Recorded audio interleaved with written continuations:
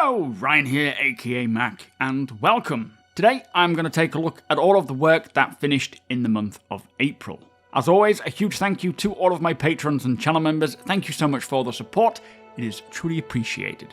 So each month I usually put together a video that takes a look at all of the work that is kicking off each month, as well as finishing each month, just to keep us all more informed as to what work is going on in the background. Now, before we get to it, just because a feature on the progress tracker has work beginning or completing in a particular month, does not necessarily mean that it will release that quarter, the next quarter, or even in that year, as there could still be more work required from other teams. For example, the downstream teams like audio, visual effects and so on. Or even priorities can shift and it can get pushed back until needed.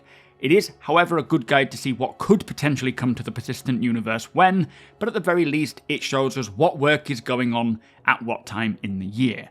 So with that said, let us take a look at all the work that came to an end in the month of April according to the progress tracker. And there wasn't a lot finishing in April, only 3 features in fact, but here they are.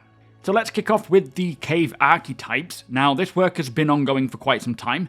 In fact, the full duration from 4 different teams began way back at the end of March last year and lasted 104 weeks, with this saying, expanding the experience of traversing caves by creating more variety and developing new challenges. The setup of the caves will also make them more efficient for use in the creation of future caves. Now, we know the new Sandy Cave archetype that released in 3.18 are spread out across the various moons and planets of Stanton, thinking of which, I have only found 1 so far, but this work will likely include the redo of the Rocky Caves, which as stated in the latest monthly report, the lighting team have progressed with some core work on cave lighting, and this update is to be added to the Persistent Universe's new Sandy Caves and the existing Rocky Caves.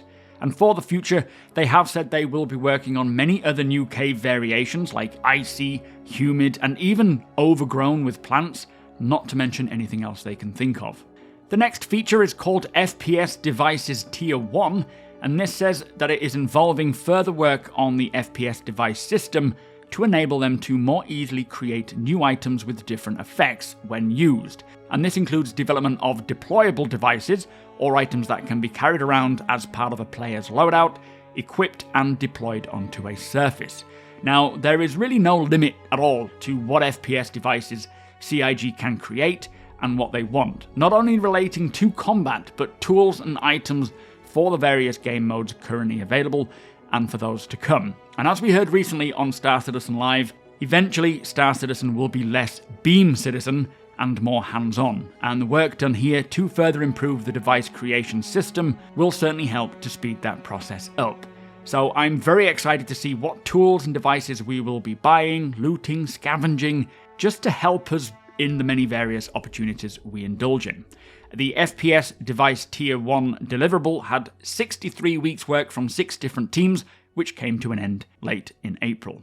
And then the final feature that came to an end in April is the player-machine physical interaction, which says, implementation of animations that show the players interacting with ship controls and items, including pushing buttons, flicking switches, and interacting with other areas of the cockpit, plus other machines and items like locker doors. So what this means is, when implemented, the player's hand will reach out and actually physically grab or press buttons to give that real sense of a tactile world around us, like we're interacting with it.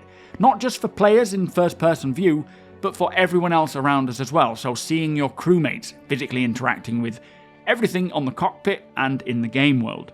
Now, this should be great to witness, giving a far more believable experience, and this deliverable had 29 weeks work that came to an end mid-April. So there you have it, that was all of the work that came to a close in the month of April. Again, not a great amount this time round, but still some very interesting features nonetheless. Now, I have yet to get the work finishing in March video done, as there was considerably more features finishing that month than in April, so I will continue to work through that until I can get that video out as soon as possible. But with that said, if you do enjoy my videos, please do consider subscribing and helping the channel to grow. Also hit that thumbs up if you don't mind, it does do the channel a big favour, and tick that notification bell if you would like to be notified when my videos go live. Again, a huge thank you to my patrons and channel members, thank you for watching, and I'll see you in the next one.